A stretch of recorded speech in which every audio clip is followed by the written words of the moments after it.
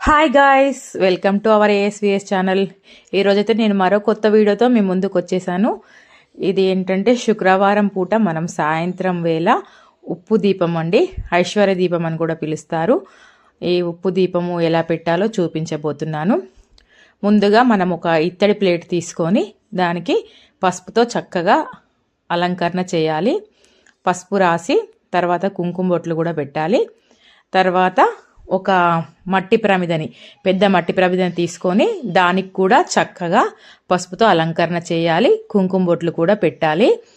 ఇలా చక్కగా నిండుగా రాస్తే చాలా బాగుంటుంది. ఈ ఉప్పు దీపం వచ్చేసి ఇంట్లో ఆర్థిక ఇబ్బందులు కానీ, మనశ్శాంతి లేకపోవడం కానీ, అప్పులు కానీ, ఇంకా ఎలాంటి సమస్య ఉన్నా ఈ ఉప్పు దీపం 5 శుక్రవారాలు కానీ, 9 శుక్రవారాలు కానీ, 11 శుక్రవారాలు కానీ సాయంత్రం వేళ వెలిగిస్తే చాలా చక్కటి అద్భుతమైన ఫలితాలు అయితే ఉంటాయి.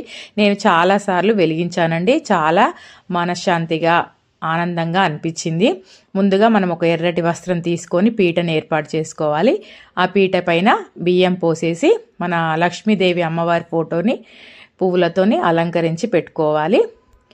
ఈ దీపం వెలిగించడం వలన మనకైతే చాలా మనశ్శాంతిగా అంటే అనిపిస్తుందండి. ఇదిగోండి, ఇత్తడి ప్లేట్ తీసుకొని దీని మీద పసుపుతో కానీ బియ్య పిండితో కానీ అష్టదళం ముగ్గు అయితే వేసుకోవాలి.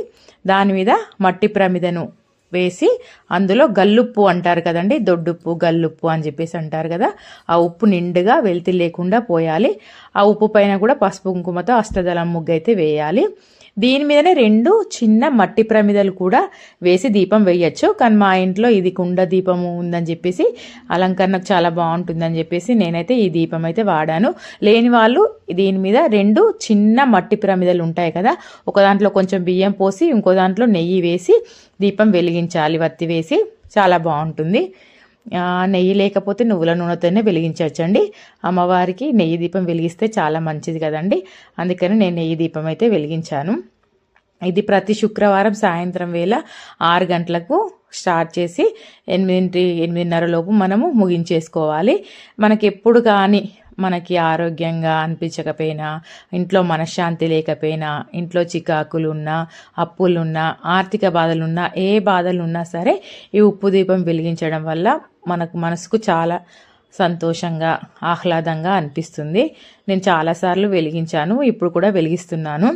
ఈ దీపం వెలిగించిన తర్వాత అమ్మవారికి అష్టోత్తరం చదువుకుంటూ, అక్షంతలు కానీ మన దగ్గర పుష్పాలు ఉంటే పుష్పాలు కానీ సమర్పిస్తూ అష్టోత్తరం చదవాలి. తర్వాత శ్రీ అష్టలక్ష్మి స్తోత్రం కూడా చదవాలి. ఇవన్నీ చదివిన తర్వాత కంపల్సరీ లింగాష్టకం కూడా చదవాలి అండి. ఎందుకంటే అమ్మవారి చదివిన తర్వాత అయ్యవారిది కూడా చదవాలి కదా. లక్ష్మీ అష్టోత్తర శతనామవళి, అష్టలక్ష్మి స్తోత్రం, తర్వాత లింగాష్టకం చదివి అమ్మవారికి దీపం వెలిగించి, దీపం ధూపం నైవేద్యం అంటారు కదా, అమ్మవారికి పరమాన్నం అంటే చాలా ఇష్టం అండి. వీలైతే బెల్లపన్నం పరమాన్నం వండి నైవేద్యంగా చూపించండి. లేదు ఓపిక లేదు, శక్తి కొలది అంటే డ్రై ఫ్రూట్స్ కానీ ఏదైనా పండు, అరటిపండు, తర్వాత ఆపిల్, జామపండు, ఏదైనా ఒక పండైనా సమర్పించి ఈ దీపాన్ని వెలిగించవచ్చు. ఈ దీపాన్ని ప్రతి శుక్రవారం కంపల్సరీ సంధ్య వేళ, సాయంత్రం వేళని వెలిగించాలండి. దీనికి ఎలాంటి నియమాలు అవసరం లేదు. ఆ రోజు నాన్ వెజ్ తినకుండా ఉంటే సరిపోతుంది.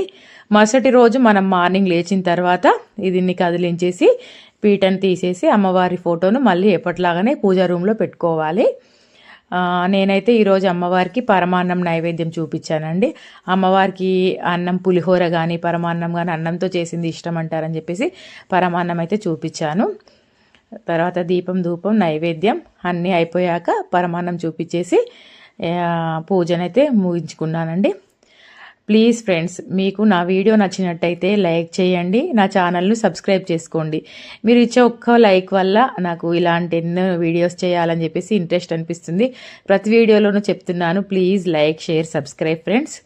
ఈ ఉప్పు దీపం చూశారు కదా, ఇంతేనండి. దీనికి పెద్ద ప్రాసెస్ ఏమీ ఉండదు, సింపుల్గా చేసుకోవచ్చు. Bye friends.